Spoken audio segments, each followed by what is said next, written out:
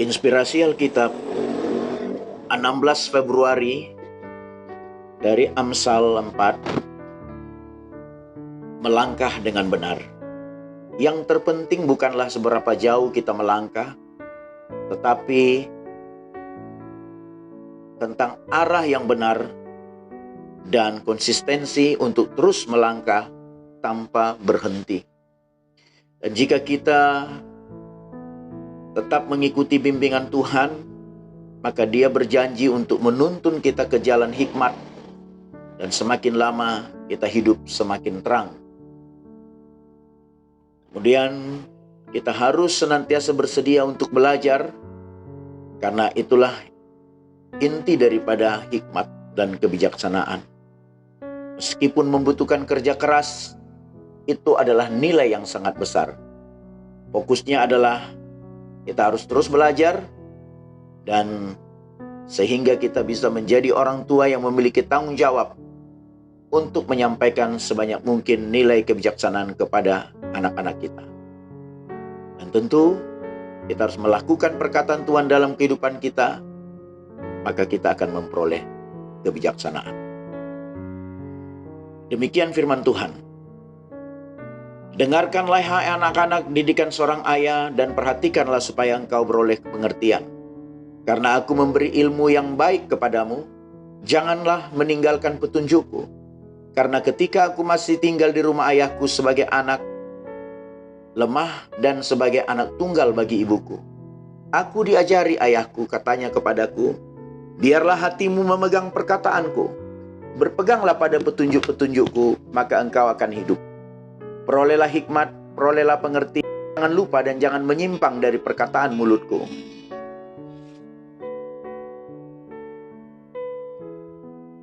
Janganlah meninggalkan hikmat itu, maka engkau akan dipeliharanya. Kasihilah dia, maka engkau akan dijaganya.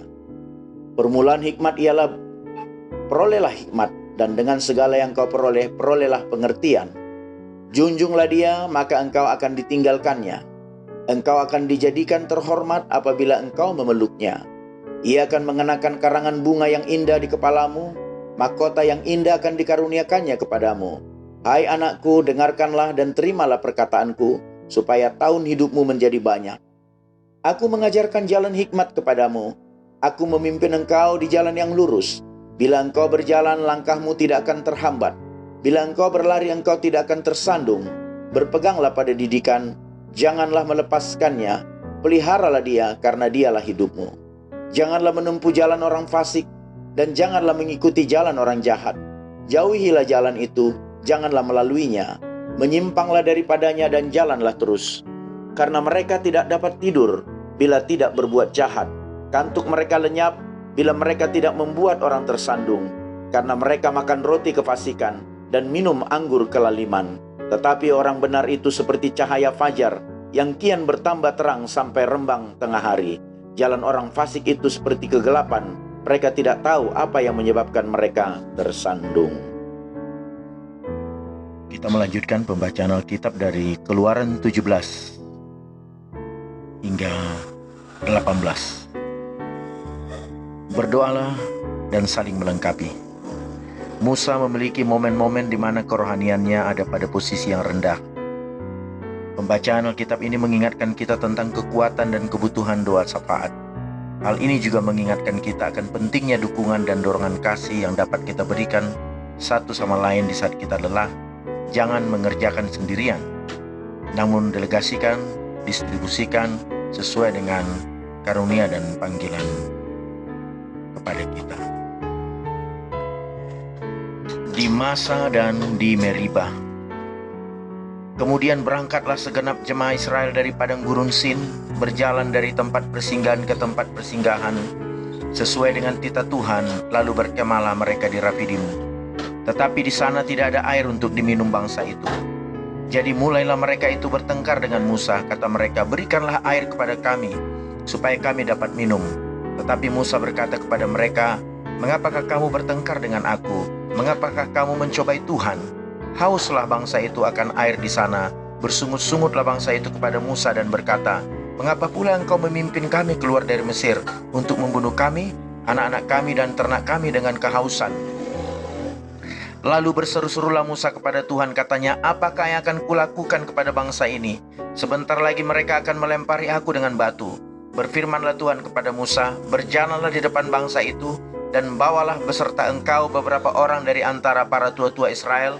Bawalah juga di tanganmu tongkatmu yang kau pakai memukul sungai Nil, dan pergilah.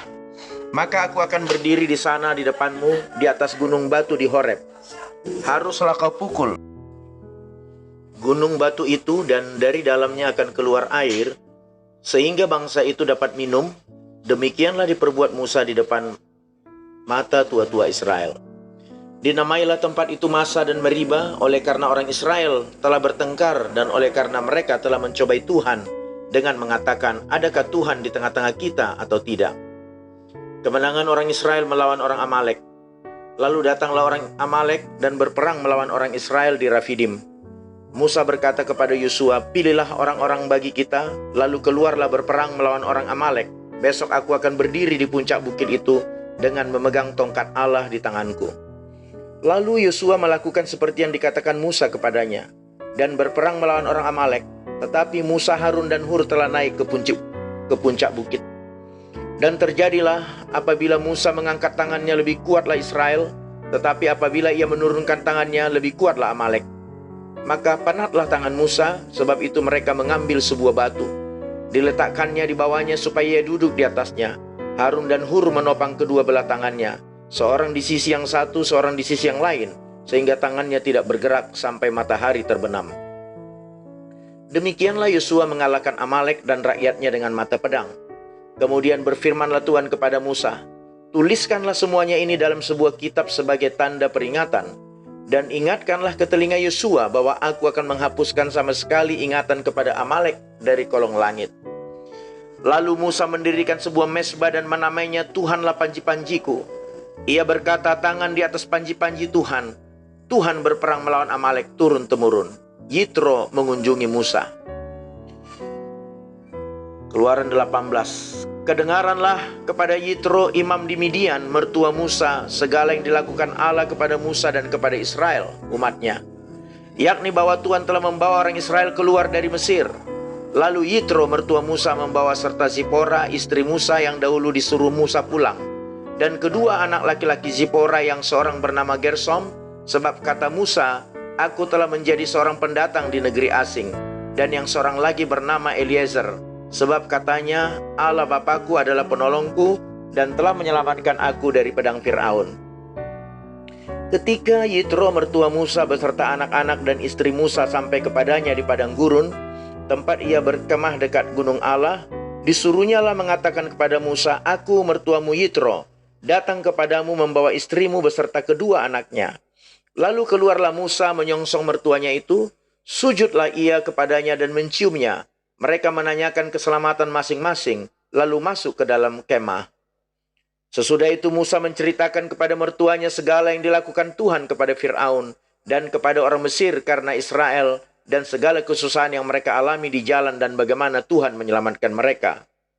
Bersukacitalah Yitro tentang segala kebaikan yang dilakukan Tuhan kepada orang Israel, bahwa ia telah menyelamatkan mereka dari tangan orang Mesir.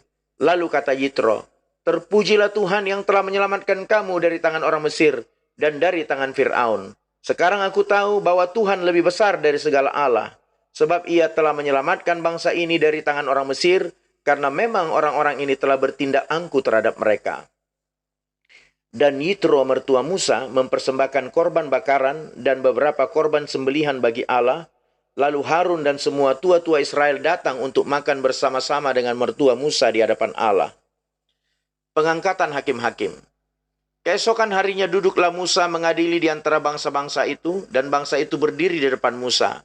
Dari pagi sampai petang, ketika mertua Musa melihat segala yang dilakukannya kepada bangsa itu, berkatalah ia, "Apakah ini yang kau lakukan kepada bangsa itu? Mengapakah engkau seorang diri saja yang duduk, sedang seluruh bangsa itu berdiri di depanmu dari pagi sampai petang?" Kata Musa kepada mertuanya itu, "Sebab bangsa ini datang kepadaku untuk menanyakan petunjuk Allah. Apabila ada perkara di antara mereka, maka mereka datang kepadaku dan aku mengadili antara yang seorang dan yang lain. Lagi pula aku memberitahukan kepada mereka ketetapan-ketetapan dan keputusan-keputusan Allah.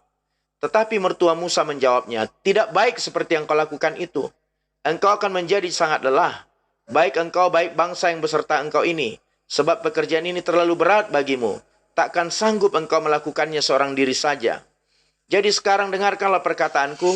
Aku akan memberi nasihat kepadamu dan Allah akan menyertai engkau.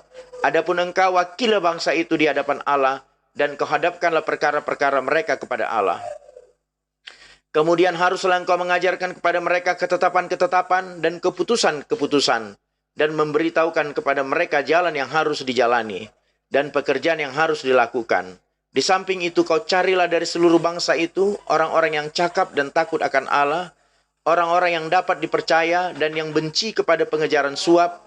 Tempatkanlah mereka di antara bangsa itu menjadi pemimpin 1.000 orang, pemimpin 100 orang, pemimpin 50 orang, dan pemimpin 10 orang. Dan sewaktu-waktu mereka harus mengadili di antara bangsa, maka segala perkara yang besar haruslah dihadapkan mereka kepadamu. Tetapi segala perkara yang kecil diadili mereka sendiri. Dengan demikian mereka meringankan pekerjaanmu, dan mereka bersama-sama dengan engkau turut menanggungnya. Jika engkau berbuat demikian dan Allah memerintahkan hal itu kepadamu, maka engkau akan sanggup menahannya. Dan seluruh bangsa ini akan pulang dengan puas senang ke tempatnya. Musa mendengarkan perkataan mertuanya itu dan dilakukannya lah segala yang dikatakannya. Dari seluruh orang Israel, Musa memilih orang-orang cakap dan mengangkat mereka menjadi kepala atas bangsa itu. Mereka menjadi pemimpin 1.000 orang, pemimpin 100 orang, pemimpin 50 orang, dan pemimpin 10 orang. Mereka ini mengadili di antara bangsa itu sewaktu-waktu perkara-perkara yang sukar dihadapkan mereka kepada Musa, tetapi perkara-perkara yang kecil diadili mereka sendiri.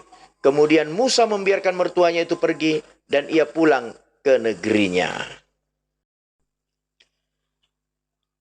Pembacaan Alkitab dari Perjanjian Baru, Markus 1 hingga Markus 2 ayat 17. Inspirasi Alkitab tentang program Yesus. Dalam bagian ini kita melihat bagaimana Yesus menghabiskan waktunya dengan melakukan prioritas utama, yaitu berhubungan dengan Bapa. Sehingga pagi-pagi benar, ia telah bangun dan pergi keluar dan berdoa. Kemudian yang kedua, memberitakan Injil, mengajar. Dan yang ketiga, memulihkan dan menyembuhkan orang yang sakit. Demikian.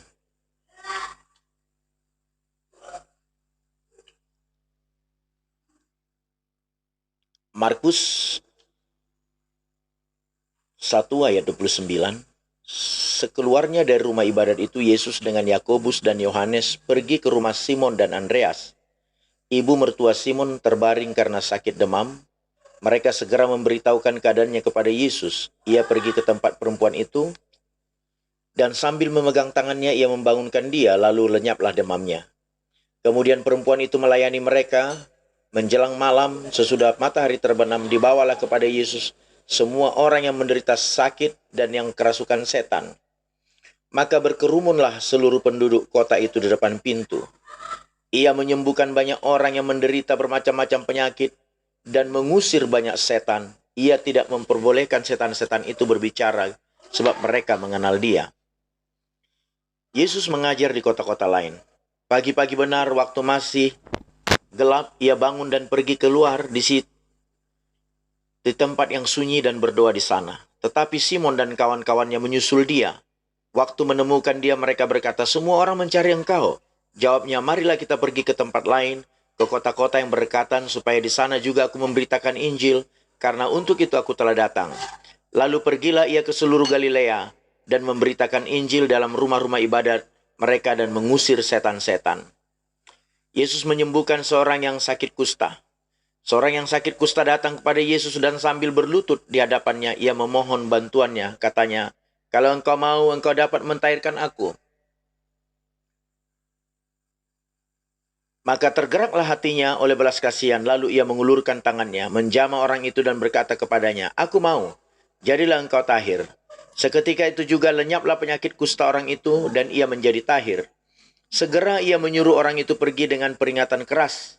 "Ingatlah, Janganlah engkau memberitahukan apa-apa tentang hal ini kepada siapapun, tetapi pergilah perlihatkanlah dirimu kepada imam dan persembahkanlah untuk pentahiranmu persembahan yang diperintahkan oleh Musa sebagai bukti bagi mereka. Tetapi orang itu pergi memberitakan peristiwa itu dan menyebarkannya kemana-mana, sehingga Yesus tidak dapat lagi terang-terangan masuk ke dalam kota. Ia tinggal di luar, di tempat-tempat yang sepi, namun orang terus juga datang kepadanya dari segala penjuru. Orang lumpuh disembuhkan. Markus 2. Kemudian sesudah lewat beberapa hari, waktu Yesus datang lagi ke Kapernaum, tersiarlah kabar bahwa ia ada di rumah. Maka datanglah orang-orang berkerumun sehingga tidak ada lagi tempat, bahkan di muka pintu pun tidak. Sementara ia memberitakan firman kepada mereka, ada orang-orang datang membawa kepadanya seorang lumpuh, digotong oleh 4 orang, tetapi mereka tidak dapat membawanya kepadanya karena orang banyak itu. Lalu mereka membuka atap yang di atasnya. Sesudah terbuka mereka menurunkan tilam, tempat orang lumpuh itu terbaring. Ketika Yesus melihat imam mereka, berkatalah ia kepada orang lumpuh itu, "Hai anakku, dosamu sudah diampuni." Tetapi di situ ada juga duduk beberapa ahli Taurat. Mereka berpikir dalam hatinya, mengapa orang ini berkata begitu? Ia menghujat Allah. Siapa yang dapat mengampuni dosa selain daripada Allah sendiri? Tetapi Yesus segera mengetahui dalam hatinya bahwa mereka berpikir demikian. Lalu ia berkata kepada mereka, "Mengapa kamu berpikir begitu dalam hatimu? Manakah lebih mudah mengatakan kepada orang lumpuh ini, dosamu sudah diampuni, atau mengatakan, bangunlah, angkatlah tilammu dan berjalan?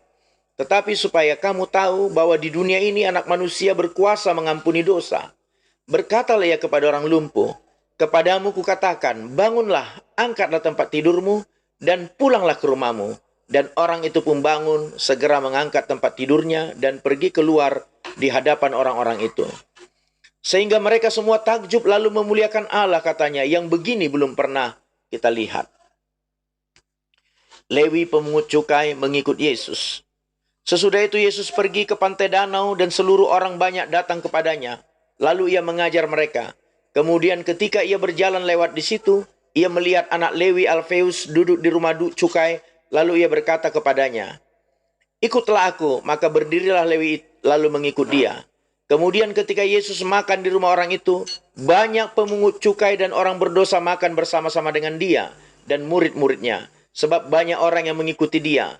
Pada waktu ahli-ahli Taurat dari golongan Farisi melihat bahwa ia makan dengan pemungut cukai dan orang berdosa itu, berkatalah mereka kepada murid-muridnya, "Mengapa ia ini makan bersama-sama dengan pemungut cukai dan orang berdosa?" Yesus mendengarnya dan berkata kepada mereka, "Bukan orang sehat yang memerlukan tabib, tetapi orang sakit. Aku datang bukan untuk memanggil orang benar, melainkan orang berdosa." Amin.